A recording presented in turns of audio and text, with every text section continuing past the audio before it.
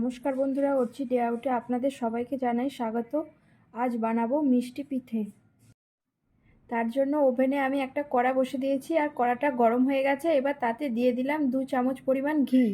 এবার ঘিয়ের উপর আমি প্রথমে ভেজে নেব কিছু বাদাম। এখানে আছে আমন্ড আর কাজু আর এমনি কাঠবাদাম।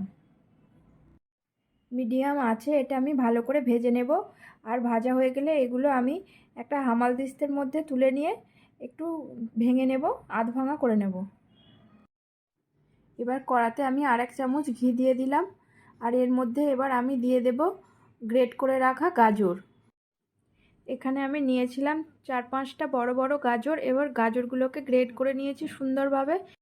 শীতের সময়ের গাজর তো আরোই টেস্টি লাগে, আর সেই গাজর দিয়েই আমি আজকে পিঠের পুর বানাবো। এবার আমি গাজরগুলো ঘিয়ে ভালোভাবে নেড়েচেড়ে একটু ভেজে নেব, যাতে এর কাঁচা গন্ধটা চলে যায়।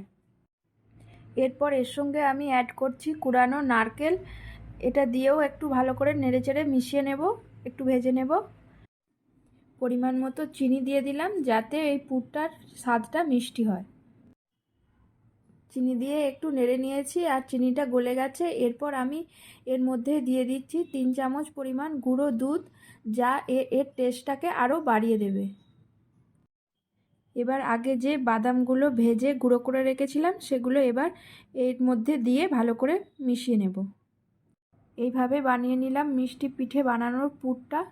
আর এটাকে আপনারা এমনিভাবে একটা মিষ্টি হিসেবেও খেতে পারেন, সেটাও খুব সুস্বাদু লাগবে। এবার এদিকে আমি নিয়ে নিয়েছি কিছুটা পরিমাণ ময়দা, আর তার মধ্যে দিয়ে দিলাম অল্প একটু নুন, আর ময়ানের জন্য দিয়ে দিলাম তেল। এটাকে আমি ভালোভাবে মিশিয়ে নেব, আর তারপর জল দিয়ে মেখে একটা ডো বানিয়ে নেব। আর 5 মিনিটের জন্য একটু রেখে দেব রেস্টে।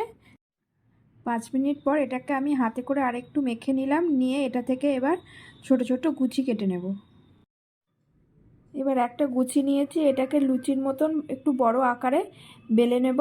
তারপর আমার কাছে একটা ছাঁচ আছে এই পিঠে বানানোর জন্য। প্রথমে এই লুচির মতন এটাকে আমি এই ছাঁচের উপরে দিয়ে দেব, আর তারপর এর মাঝে পুরটা দিয়ে দেব। পুরটাকে এইভাবে মিডিলে লম্বাভাবে আমি দিয়ে দিলাম। আর এবার 2 সাইড থেকে এটা চেপে বন্ধ করে দেব। আর যে বাকি যে অংশটা বাইরে বেরিয়ে থাকবে সেটা হাতের সাহায্যে কেটে নেব।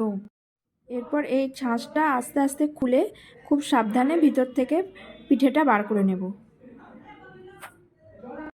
এইভাবে একে একে আমি বেশ কয়েকটা পিঠে বানিয়ে নিয়েছি, দেখুন কি সুন্দর দেখতে লাগছে। এবার আমি এগুলো তেলে ভেজে নেব। এখানে কড়াইতে তেল গরম হয়ে গেছে, আর এর মধ্যে এবার আমি এক একটা পিঠে দিয়ে দেব। পিঠেগুলো দেওয়ার সময় গ্যাসের ফ্লেমটা মিডিয়ামে রাখতে হবে, আর এই মিডিয়াম আঁচে রেখেই ভাজতে হবে, যাতে গোল্ডেন কালার হয় আর ভিতর পর্যন্ত ভালোভাবে ভাজা হয়। দেখুন পিঠেগুলো কি সুন্দর গোল্ডেন কালার হয়ে গেছে আর ভাজাও হয়ে গেছে। এবার আমি একটা একটা করে প্লেটের মধ্যে উঠিয়ে নিচ্ছি। এইভাবেই বানিয়ে ফেললাম গাজরের পুর ভরা মিষ্টি পিঠে। এই মিষ্টি পিঠে খেতে সকলেরই ভালো লেগেছে। আপনারাও এইভাবে বানাবেন, আপনাদেরও খুব ভালো লাগবে। আর সাবস্ক্রাইব করে আমাদের পাশে থাকবেন, যাতে ভবিষ্যতে আরও ভালো ভালো রেসিপি আপনাদের সাথে শেয়ার করতে পারি। নমস্কার।